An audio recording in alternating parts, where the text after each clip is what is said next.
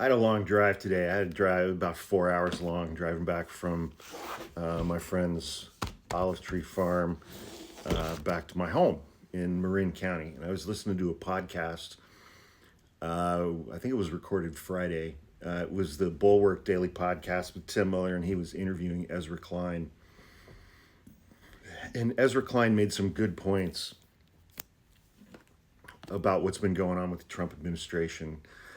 And it kind of feeds into some thoughts that I've had over the last couple of weeks with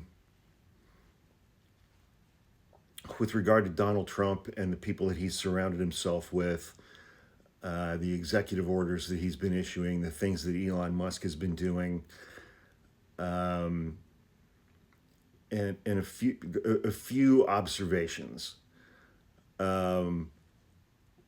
Donald Trump, in his second administration, does not have any good lawyers working for him in the White House or anywhere in the executive branch.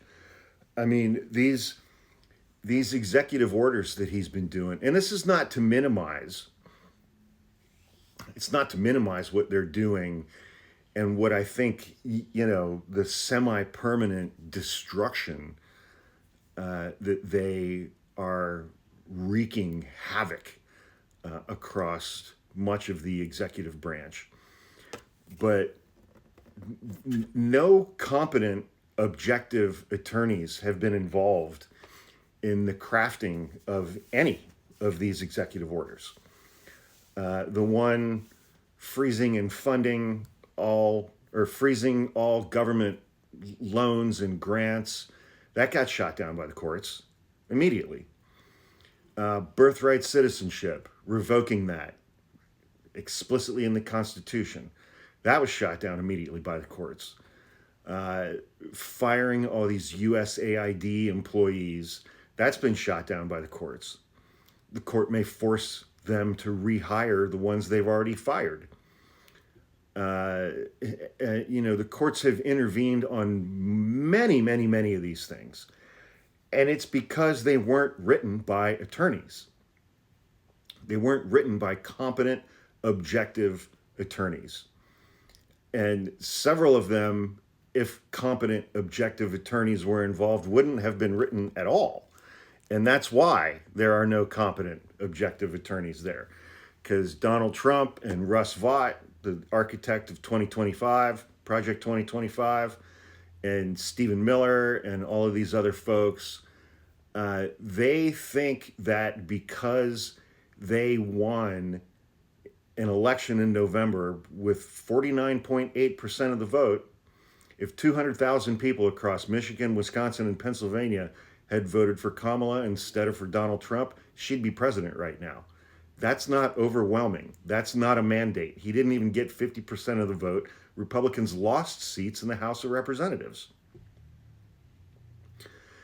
And and it's because Donald Trump has, in his second term, removed all of the adults in the room and the people who are competent, that everyone around him is ideologically on the same page and ideologically very driven. None of them are competent. None of them are competent. I mean, Elon Musk and his little band of incel hackers have absolutely no understanding of what they're actually doing in these departments and agencies, aside from stealing all of our data and implanting surveillance bots and inserting into the code backdoors so that they can still access all of these databases remotely. If you're going to do an audit, you take a team of auditors, accountants, and CPAs. You don't take a bunch of incel hacker virgins who've never seen a woman naked that they didn't pay for.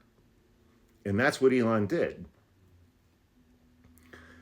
So we're seeing their incompetence running into the brick wall of federal courts and federal judges, which, earlier today, J.D. Vance said that federal judges have no authority to review or do anything with executive orders. That's exactly what federal judges are there for. That is specifically what federal judges are there for. Checks and balances, separation of powers.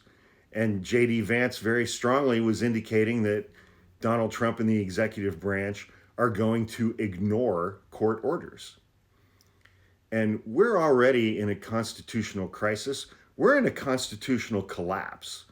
I mean, the Republican Congress, the House and the Senate, have just abdicated their roles as determined by the Constitution of the United States. They've just given up.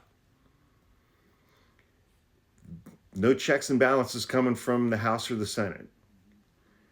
And if Donald Trump ignores court orders, people have asked me several times, well, who enforces these court orders? The executive branch, which is headed up by Donald Trump.